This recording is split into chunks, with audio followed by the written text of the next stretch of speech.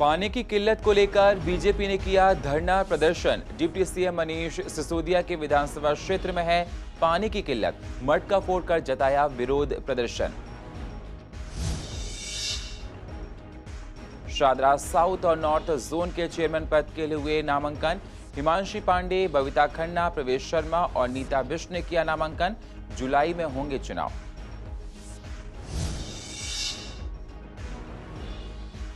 नागरिक सुविधा केंद्रों का बटन दबाकर किया उद्घाटन। ऑनलाइन नागरिक सेवाएं प्रदान करेगा निगम। नागरिकों को कार्यालयों के नहीं काटने होंगे चक्कर।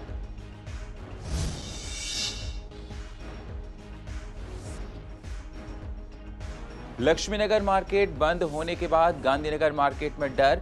बाजार में कोरोना नियमों का किया जा रहा है पालन। रेहड़ी पटरी वालों को और दुकानदारों को समझाया जा रहा है।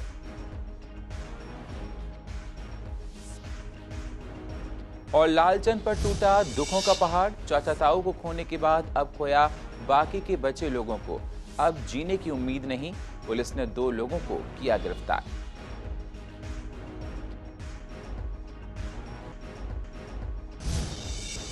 नमस्कार, स्वागत है आप सभी का पूर्व दिल्ली खास में। मैं हूं आपके साथ सुनील चौहान। अब होते हैं रूबरू पूर्व दिल्ली की अहम खबरों के साथ। पानी की किल्लत दिल्ली के कई इलाकों में बनी हुई है। पानी की किल्लत से डिप्टी सीएम मनीष सिसोदिया का विधानसभा क्षेत्र भी अछूता नहीं है। ऐसा कहना है कि बीजेपी कार्यकर्ताओं का। उनका कहना है कि जब डिप्टी सीएम के विधानसभा क्षेत्र में पानी का ये हाल है तो बाकी जगहों की बात आप छोड़ दीजिए। बीजेपी कार्यकर्ताओं ने डिप्टी सीएम के विधानसभा क्षेत्र में मटका फोड़कर विरोध प्रदर्शन किया।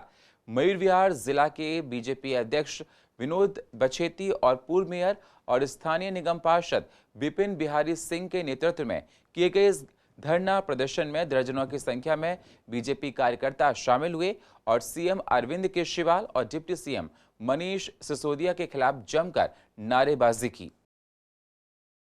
पड़पड़गंज वार्ड में दूषित पानी के खिलाफ, केजरीवाल सरकार के खिलाफ जो दूषित पानी सप्लाई किया जा रहा है उसके लिए हम लोग 42 डिग्री टेम्परेचर में यहाँ की जनता एक प्रदर्शन कर रही है, धरना पर बैठी हुई है कि दिल्ली सरकार जो फ्री पानी देने की वादा किया था वो फ्री पानी हम लोगों को नहीं चाहिए। हमको ये साफ पानी चाहिए, जैसा कि दिल्ली सरकार के द्वारा जल बोर्ड से पानी सप्लाई घर घर में किया जा रहा है। और लोग दिल्ली में न तो साफ पानी न साफ हवा, दोनों चीज़ दिल्ली में दूषित है। दिल्ली में लोग इससे ज़्यादा से ज़्यादा बीमार हो रहे हैं। लोगों की सबसे ज़्यादा आज कोरोना काल में देखिए, तो मैं आप लोगों के माध्यम से बताना चाहता हूं, केजरीवाल जी आप फ्री पानी मत दीजिए। हमारे गरीब जनता को, हमारे भोले भाले जनता को जो आपको जिता करके विधानसभा में बैठाई है, दिल्ली का मालिक बनाई है आपको, आप उनको साफ पानी दीजिए केजरीवाल जी। इस विधानसभा के अंदर और इस वार्ड के अंदर लोग दूषित पानी पीने पे मजबूर हैं और दिल्ली का मुख्यमंत्री कहता है कि मुफ्त का पानी और मुफ्त की बिजली। दिल्ली के मुख्यमंत्री जी को शर्म आनी चाहिए कि लोगों को ऐसा दूषित पानी क्या। पीछे अप्रैल से मई के महीने में ऑक्सीजन के हाहाकार की इन्होंने देश के प्रधानमंत्री जी को बदनाम किया और कल परसों के अखबारों में कहा कि भाई पानी यहाँ पूरे क्षेत्र में पानी लोग दूषित आ रहे हैं। जो टैंकर पहले जल बोर्ड के आते थे वो आने यहाँ बंद हो गए और आज देखिए आप कितने सैकड़ों की संख्या में लोग यहाँ बैठे हुए हैं केवल पानी की समस्या के लिए। मैं आप सबके माध्यम से दिल्ली के मुख्यमंत्री को हम लोग समझाना चाहते हैं, बताना चाहते हैं कि भैया आप ये जो मुफ्त की बात करते हैं, ये आपका पानी है। इस तरह का पानी लोगों के घरों में आ रहा है और ये पानी पीना तो दूर की बात है, ये पानी से कोई नहा नहीं सकता और नहाना तो दूर की बात है, ये किसी जानवर तक को पिलाने के लिए पानी नहीं है। दिल्ली के मुख्यमंत्री और दिल्ली के उप मुख्यमंत्री जो यहाँ के विधायक है, इन लोगों को शर्म आनी चाहिए। ईस्ट एमसीडी के दोनों जोनों के लिए नामांकन भरे गए हैं। शादरा साउथ जोन और नॉर्थ जोन के लिए नामांकन किए गए। शादरा साउथ जोन के चेयरमैन के लिए हिमांशी पांडे और डिप्टी चेयरमैन के लिए बबीता खन्ना ने नामांकन भरा है। शादरा नॉर्थ से चेयरमैन के लिए प्रवेश शर्मा और डिप्टी चेयरमैन के लिए नीता बिष्ट ने नामांकन भरा है। शादरा नॉर्थ से स्थायी समिति के लिए पुनीत शर्मा ने नामांकन किया है। 6 जुलाई को ये चुनाव संपन्न होंगे। आज पूर्वी दिल्ली नगर निगम में हमारे 2 जोन आते हैं, शाहदरा दक्षिणी क्षेत्र और शाहदरा उत्तरी क्षेत्र। दोनों जोन के लिए हमने जोन चेयरमैन और डिप्टी चेयरमैन और एक शाहदरा नॉर्थ से स्टैंडिंग कमेटी के लिए एक सदस्य को आना था, एक सदस्य के रूप में पुनीत शर्मा जी का नॉमिनेशन कराया है। शाहदरा दक्षिण में हिमांशी पांडे चेयरमैन के लिए, वाइस चेयरमैन के लिए बबीता खन्ना, और शाहदरा उत्तरी में प्रवेश शर्मा अध्यक्ष के लिए और नीता बिष्ट उपाध्यक्ष के लिए, और जो एक नाम शाहदरा नॉर्थ से आना था वो थे अपने पुनीत शर्मा स्टैंडिंग कमेटी के लिए। ये आज हमने 5 नॉमिनेशन कराए। ईस्ट एमसीडी के मेयर श्याम सुंदर अग्रवाल ने बटन दबाकर नागरिक सुविधा केंद्रों का उद्घाटन किया। इस मौके पर निगम आयुक्त नेता सदन सत्यपाल सिंह मौजूद रहे, जिसमें 782 केंद्रों पर प्रमुख नागरिक सेवाएं लोगों को दी जाएंगी। साथ ही आप लोगों को हेल्पलाइन नंबर 155303 पर 24x7 सेवाएं उपलब्ध रहेंगी। इससे नागरिकों को कार्यालयों के चक्कर नहीं काटने पड़ेंगे और इन लोगों के लिए बेहतर सुविधा है। आज पूर्वी दिल्ली नगर निगम के लिए बहुत ऐतिहासिक दिन है। जो हमने 750 से ज़्यादा सेंटर्स बनाए हैं, ये सभी 64 वार्डों में काम करेंगे। इन सेंटर्स पे जन्म मृत्यु प्रमाण पत्र, trade licence, factory licence, house tax, ऐसे तमाम जो कि हमें अलग अलग जगह जाना पड़ता था, लाइन लगानी पड़ती थी और चक्कर काटने पड़ते थे, हमने जनता की सहूलियत के लिए इस सबको समाप्त कर दिया है। हर वार्ड में लगभग 11 सेंटर्स होंगे, जहां वो जाके मिनिमम चार्जेज पे अपना टैक्स जमा कर पाएंगे, अपना लाइसेंस बना पाएंगे, जन्म मृत्यु प्रमाण पत्र ले सकेंगे। जन्म मृत्यु प्रमाण पत्र की फीस केवल 10 रुपए रखी गई है। उसके अलावा आप यदि प्रॉपर्टी टैक्स जमा कराते हैं तो उसके 50 रुपए मात्र देने पड़ेंगे, लेकिन उसके बदले में ऑनलाइन जमा कराने पे आपको 2% छूट भी मिलने वाली है। तो इतना बड़ा फायदा जनता को होने वाला है। कल्याणपुर से कोई टैक्स जमा करने गीता कॉलोनी आता था तो उसका 100 से 150 रुपए आने जाने में खर्च हो जाता था। अगर उसको 2 चक्कर लगाने पड़े तो उसका 300 रुपए खर्च हो जाते थे। अब उसको कल्याणपुर वाले को कल्याणपुर के अंदर सेंटर मिलेगा, एक सेंटर नहीं, उसको 11 सेंटर मिलेंगे। वो कहीं भी जाके अपना हाउस टैक्स जमा कराए, अपना लाइसेंस बनवाए, प्रमाण पत्र बनाए, सब सुविधा एक ही विंडो में मिलेंगी। कोरोना नियमों का पालन न करने पर प्रशासन ने मार्केट को 5 जुलाई तक, जी हां, लक्ष्मीनगर मार्केट को 5 जुलाई तक बंद कर दिया है। गांधीनगर के मार्केट एसोसिएशन ने कहा कि लक्ष्मीनगर की दुकानें बंद होने से गांधीनगर के दुकानदारों में भी डर का माहौल बना हुआ है। कहा कि कहीं गांधीनगर में भी इस तरह की कार्रवाई ना हो जाए। उन्होंने कहा कि हम रेडी पटरी वालों को और दुकानदारों को समझा रहे हैं और मार्केट में कोरोना नियमों के पालन पर जोर दे रहे हैं, जिससे नियमों को लोग ना तोड़ पाएं। लोगों ने 2.5 फुट 3-3 फुट चौंतरे निकाल रखे हैं। उसके आगे कार और उनकी स्कूटी मोटरसाइकिल खड़ी हैं और दुनिया भर के रेडी पटरी वाले, तय बाजारी वाले, वो भी सब खड़े हैं।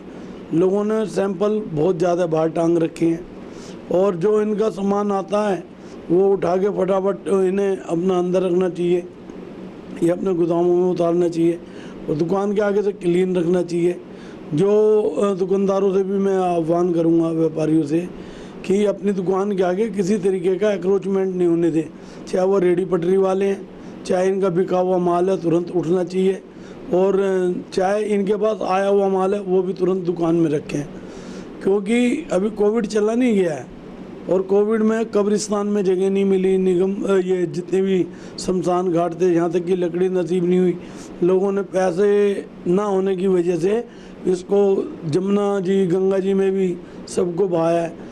क्या मैं समझता हूँ दुकानदारों को समझना चाहिए और जो बाज़ार में सामान लेने जाते हैं इन्हें भी समझना चाहिए कि कोविड चला नहीं गया है और ये जो सेकंड लहर थी इसमें हर आदमी के करीबी के कई आदमी मरे हैं। हमारे बाज़ारों में भी बहुत डेथ हुई हैं। एशिया बिगेस्ट मार्केट जरूर है। दुकानदारों को चाहिए कि इसका सैनिटाइजर का उपयोग करें, जो डिस्टेंस का ध्यान रखें, जो आदमी मास्क बगैर लगाए दुकान में या दुकान का स्टाफ, ग्राहक आए चाहे स्टाफ हो, सबके मास्क होने चाहिए। दुकानदारों का भी मास्क होना चाहिए और अगर जो इसका पालन नहीं करता तो फिर मैं समझता हूँ डीएम साहब का ये फैसला बहुत अच्छा था।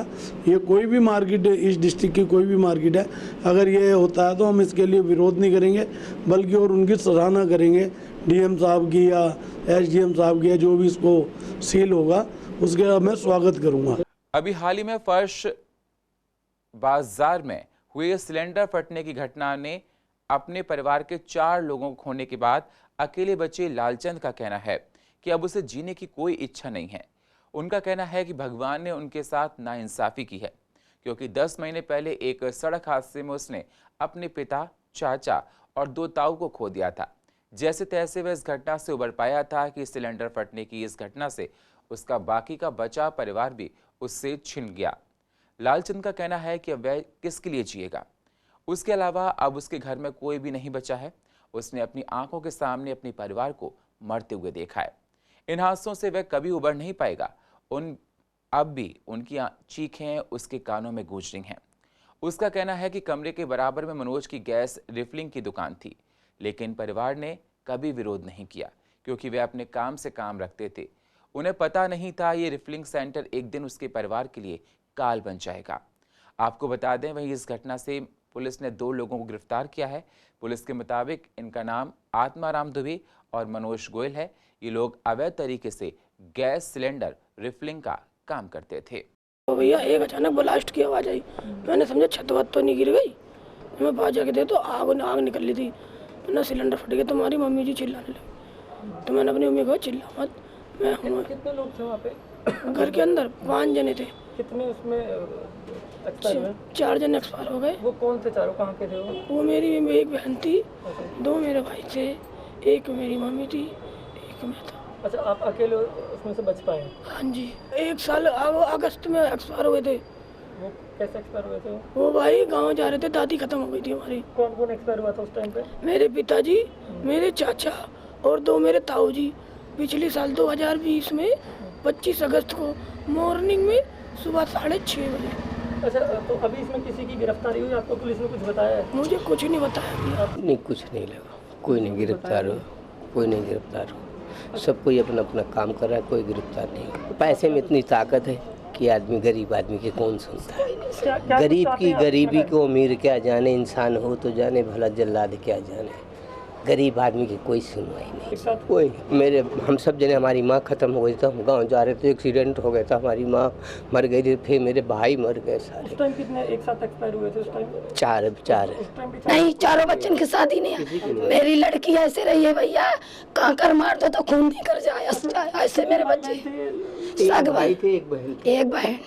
2 भाई चले गए, एक बहन चली। अब ये से अकेले, नहीं कोई इसके आगे ना कोई पीछे, कोई नहीं। कहते हैं डॉक्टर्स में भगवान बसते हैं, जो हम लोगों के नए जीवन के दौरान भी साथ होते हैं और मरने पर भी लाख जतन करके हम लोगों को ठीक करते हैं। कोरोना काल के दौरान देखा गया कि इन डॉक्टर्स ने अपनी प्राणों की चिंता किए बिना लोगों को काल के मुंह से बाहर निकाला। पीएम मोदी ने भी इनके योगदान को याद किया है। इन डॉक्टर्स का जितना वंदन और अभिनंदन हो उतना ही कम है। आईएमए ईस्ट दिल्ली ब्रांच के अध्यक्ष डॉक्टर गौतम सिंह ने इस पावन मौके पर हम सबको याद किया है।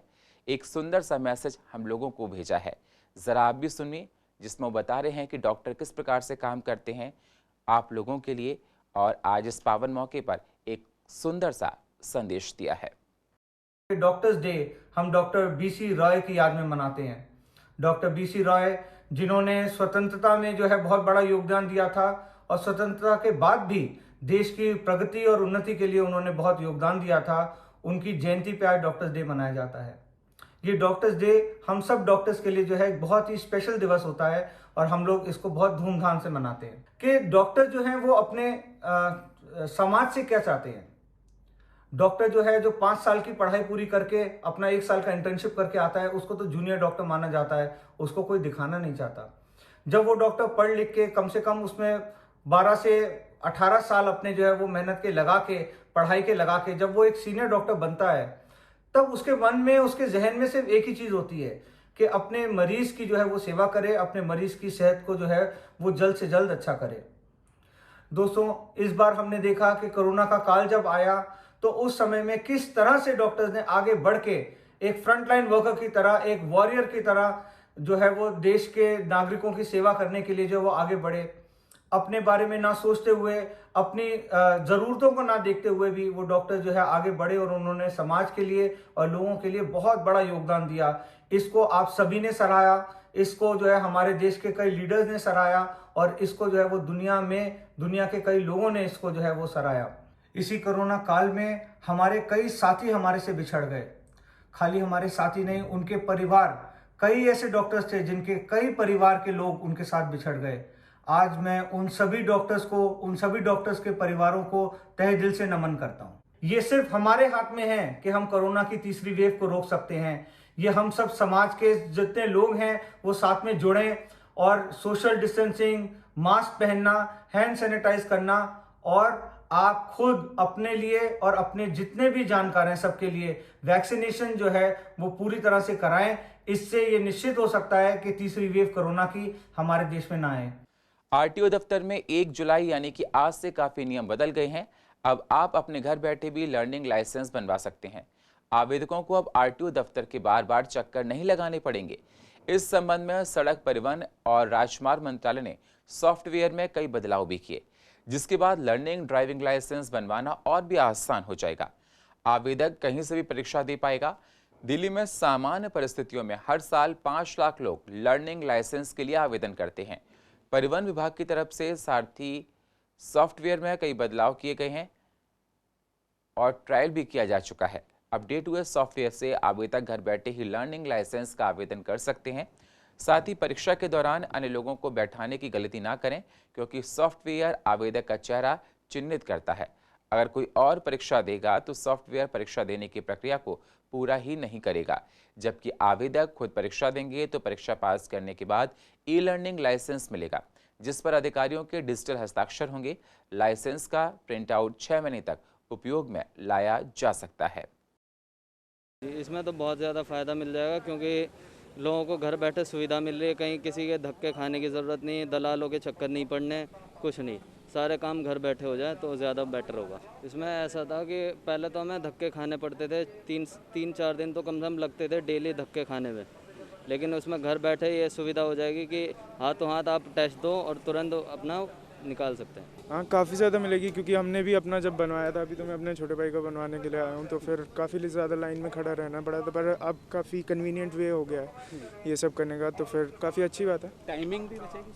हाँ, टाइमिंग लाइन में खड़े होने से तो अच्छा ही है कि ऑनलाइन हो जाए। ऑनलाइन होने से तो फ़ायदे होगा, क्योंकि वैसे तो जैसे अभी मैं अपना टाइम छोड़ के आ रहा हूँ, मैं अभी पढ़ सकता था कुछ, तो मैं उसको छोड़ के यहाँ पे आया हूँ और यहाँ पे भी अभी कह रहे हैं कि नई डेट लो, तो ऐसे ऑनलाइन में ऐसे नहीं होगा। ऑनलाइन मेरे को घर बैठे बैठे सब पता चल जाएगा। अगर मेरे को नई डेट भी लेनी होगी तो ऑनलाइन ही लेनी पड़ेगी। पूरा ही टाइम बचेगा, इधर का 2-3 घंटे तो कम से कम दिन के बचेंगे ही इसी वजह से। और टाइमिंग्स भी इतनी अच्छी नहीं है। टाइमिंग्स भी ये है कि 9 से 1 की है, और 9 से 1 तो सभी के लिए मतलब क्रूशल टाइम ही होता है। राजधानी दिल्ली में कोरोना वायरस के नियम तोड़ने पर फिर से सख्ती की गई है। पूर्व दिल्ली में डीएम के आदेश के बाद लक्ष्मीनगर का मेन मार्केट को 5 जुलाई तक रात 10 बजे तक बंद रखने के आदेश दिए गए हैं।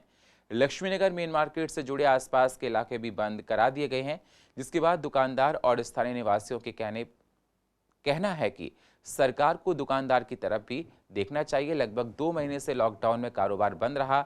अब अनलॉक में दुकानें खुली तो डीएम द्वारा दुकानों को बंद करा दिया गया। मार्केट एसोसिएशन के प्रधान का कहना था कि दुकानदारों को कहा जा चुका है कि वे अपनी दुकान के बाहर अपना फ़ोन नंबर लिख दें, ताकि किसी को अगर कोई सामान लेना हो तो ग्राहक कॉल कर सके। मार्केट एसोसिएशन के प्रधान ने स्थानीय विधायक के साथ मिलकर डीएम को लेटर लिखा है, ताकि मार्केट फिर से खुल सके। एक्चुअली नंबर तो एक ये लगाए हैं कि किसी को कोई जानकारी देने के लिए हम ग्राहक को, कस्टमर को कोई वो परेशानी ना हो, किसी परेशानी ना हो, क्योंकि किसी का कोई सामान बदलना भी होता है, किसी का कुछ चेंज भी होता है, रिटर्न भी होता है, और या कोई अर्जेंसी जैसे आदमी की शादी का ऑर्डर है या कुछ का ऑर्डर है तो उसका ऑर्डर आदमी दे सके। तो इसलिए थोड़ा सा ये हमने मोबाइल एसोसिएशन ने जो है सभी दुकानदारों भाइयों से ज़्यादातर कहा कि अपने आप बाहर शॉप पे जो है दुकानों का अपने नंबर मोबाइल नंबर दे दें। और हमने जो है कल आदरणीय विधायक जी के साथ, विधायक जी हमारे यहाँ के अभय वर्मा जी हैं, उनके साथ हम लोगों ने डीएम साहब के यहाँ हम लोग गए और उनको एक हमने अपना विज्ञापन दिया है और उसका हमने कहा है उनसे, और हमारे विधायक जी ने तो उनसे ये कहा कि आज शाम तक जो है हम लोग कल शाम तक देख रहे हैं, उसके बाद ही तो हम तो धरने पे बैठेंगे। जो मार्केट का है एसोसिएशन भी उसमें कुछ नहीं कर सकती है, क्योंकि एसोसिएशन जो है, देखिए एसोसिएशन बाहर रोड पे तो कुछ नहीं कर सकता। एसोसिएशन वाले लोग जो हैं सब शॉपकीपर्स ही हैं, दुकानदार ही हैं आपस में। अब वापसी चले जाएंगे, लेकिन आना जाना बेकार हो गया। धूप में आए, गर्मी थी, काम से आए थे, कोरोना फैल गया, फिर लॉकडाउन लगा देंगे। इससे तो बेहतर है कि पहले रूल्स फॉलो किए जाएँ, ऑड इवन का जो था वो जारी किया जाए, वो बीच में हटा दिया था तो इसलिए मार्केट भीड़ बढ़ गई। मैं सामान देने आया था सिंगला स्टोर पर, मुझे तो मालूम नहीं था कि मार्केट बंद है। अब देखो वापस जाना पड़ेगा, या तो कोई तो है नहीं दुकान पे, फ़ोन किया है वैसे मैंने। हाँ, रूल तो फॉलो नहीं हो रहे हैं सर, लेकिन जो लोग जिनके मतलब वैक्सीन लगी हुई है, जो वैक्सीन लगवा चुके हैं, उनको तो प्रॉब्लम नहीं होनी चाहिए, उनकी दुकान खोल देनी चाहिए। जैसे लेबर है, मालिक है, सबने वैक्सीन लगवा रखी है तो उनको खोलना चाहिए। देखिए भीड़ तो जब शादी ब्याह का सीज़न है तो भीड़ तो होगी सर। अब किसी भी काम को रोका थोड़ी जा सकता है, सभी काम जरूरी है। शास्त्री पार्क बस स्टैंड की हालत इन दिनों दयनीय हो चुकी है। बस स्टैंड में दिन भर कई बसें आती हैं, यात्री प्रतीक्षालय की हालत खस्ता हो चुकी है, जहां पर बैठने की कभी सुविधा नहीं है। मजबूरन लोगों को धूप में खड़े रहना पड़ता है। बस स्टैंड पर यात्रियों के लिए पीने की पानी की कोई सुविधा नहीं है। बस स्टैंड नशेड़ियों का अड्डा बनता जा रहा है। दिक्कत बहुत हो रही है, वैसा बहुत दिक्कत हो रही है। अब तो खड़े हो रहना पड़ता है, अगर बैठें तो कहाँ बैठें, गर्मी इतनी है, दिक्कत तो हो ही रहा है। हाँ, कटर मशीन से काट के लेके गए थे। कौन सा बस स्टैंड है ये? शास्त्री पार्क का है। हाँ जी सर, मैंने सोचा शायद ये सरकारी लोगों ने ऐसा करा होगा, लेकिन ये चोरों का किया हुआ है। अब धूप में खड़े रहते हैं, बड़ी परेशानी होती है, और बस भी आती है तो पीछे से भरी हुई आती है, जल्दी से बस नहीं मिल पाती। हाँ, वो सब काट दिया। एक बोर्ड था वहाँ भी, वो भी काट दिया। हमने सोचा शायद सरकारी लोगों ने ही करा होगा, पर ये चोरों ने ही किया है। करनी चाहिए, जब प्रॉब्लम हो रही है, इतने लोग खड़े हो रहे हैं, गर्मी इतनी है वैसी, तो बैठने के लिए कुछ तो करना चाहिए ना। अब जो ले गए वो तो ले ही गए, उसमें हम जो मतलब जो यहाँ पे हैं सब खड़े हैं, बस के लिए वेट कर रहे हैं, उन्हें हो रही है दिक्कत। जो ले गए उनके तो मजे आ गए। बहुत परेशानी हो रही है। ये शास्त्री पार्क का बस स्टैंड है, यहाँ पे भीड़ बहुत ज़्यादा होती है, तो बैठने में बहुत ज़्यादा परेशानी होती है यहाँ पे। हाँ, मशीन से काट के ले गया, ये सारा लगा हुआ था अभी, इसी लॉकडाउन में ले गया काट के। हाँ, बहुत ज़्यादा परेशानी हो रही है। ये स्टैंड पे बैठने के सीट रहता तो बैठ जाता आदमी, खड़ा हुआ है, अजीब लग रहा है यहाँ पे। लोग जमीन पे, हाँ, जमीन पे बैठ जाते हैं। दिल्ली में लगातार कोरोना वैक्सीनेशन किया जा रहा है, साथ ही वैक्सीनेशन की रफ्तार भी बढ़ाई जा रही है। वहीं दूसरी तरफ कोरोना की गाइडलाइन की धज्जियां उड़ाई जा रही हैं। ऐसी बानगी पूर्व दिल्ली के बाबूराम स्कूल में देखने को मिली, जब स्थानीय विधायक और दिल्ली विधानसभा स्पीकर रामनिवास गोयल निरीक्षण करने पहुंचे, जहां पर वैक्सीनेशन सेंटर पर लोग सोशल डिस्टेंसिंग की धज्जियां उड़ाते हुए नजर आए। इसी दौरान विधानसभा स्पीकर रामनिवास गोयल ने अधिकारियों को फटकार लगाई। साथ ही रामनिवास गोयल ने बातचीत के दौरान बताया कि उनके विधानसभा क्षेत्र में 5 वैक्सीनेशन सेंटर हैं, जिसमें रोजाना 1600 लोगों को वैक्सीन लगाई जाती है। मेरी विधानसभा में 4 स्कूलों में वैक्सीनेशन चल रहा है। 5वां आज सीमापुरी के स्कूल में चालू किया। अभी तक किसी की भी कंप्लेन नहीं आई है। लगभग 1600 वैक्सीनेशन डेली हो रही। कमियां विशेषकर तो कूपन की व्यवस्था नहीं थी कि लाइन में जो लोग बैठते हैं आके, हालांकि व्यवस्था की है चेयर पे बैठ जाएं लाइन में लगाकर, लेकिन लोगों को तसल्ली नहीं होती। अब उनको कूपन मिल गया, दे आर सेटिस्फाइड। चेयर्स हमने सोशल डिस्टेंस पे लगा रखे, लेकिन व्यक्ति जो है वो नहीं समझता इस चीज़ को। पर डीसीडी का स्टाफ भी लगा हुआ है। अब लोग नहीं समझते, क्या करें। अब ये लड़की खड़ी थी ना बिना मास्क लगाए। यहाँ 3 रूम में वैक्सीनेशन हो रहा है, कल तक 2 था। आज यहाँ रश 2 दिन से ज़्यादा बढ़ा है, तो एक तीसरी साइट और कर दी, और रश कंट्रोल नहीं हो पाएगा, 4th साइट खोलेंगे। हमारे पास यहाँ पे 3 साइट स्टार्ट कर दिए हैं, उसके लिए भी स्टाफ भी है हमारे पास। डीसीडीज को उनके मैंने वर्क समझा दिया, वो हिसाब से अपना मैनेज करेंगे। हमारे पास IT पर्सन है, वो अपना वर्क कर रहे हैं। या एक्चुअली लाइक अगर डॉक्टर को डॉक्टर वाला काम दिया जाए तो वो करेगा, बट भीड़ को मैनेज करना एंड बाकी सब काम के लिए अगर आप डॉक्टर को बोलते हैं तो फिर आपको डॉक्टर और अपॉइंट करने चाहिए डेफिनेटली। EWS कोटे पर एडमिशन को लेकर पेरेंट्स स्कूलों में आ रहे स्कूल वालों को सरकार की गाइडलाइन देकर एडमिशन के लिए बोल रहे हैं। RC जैन ने कहा कि हमारे स्कूल में गलत सर्टिफिकेट बनवाकर एडमिशन करने के लिए लोग बोल रहे थे। जैसे हमने कहा कि इस पर जांच होगी, तुरंत एडमिशन के लिए मना करके चले गए। ऐसे लोगों से सावधान रहने की ज़रूरत है। प्रिय स्कूल संचालकों, आजकल देखा गया कि स्कूलों में EWS के दाखिला कराने के लिए लोग आकर के स्कूलों में ज़बरदस्ती करते हैं।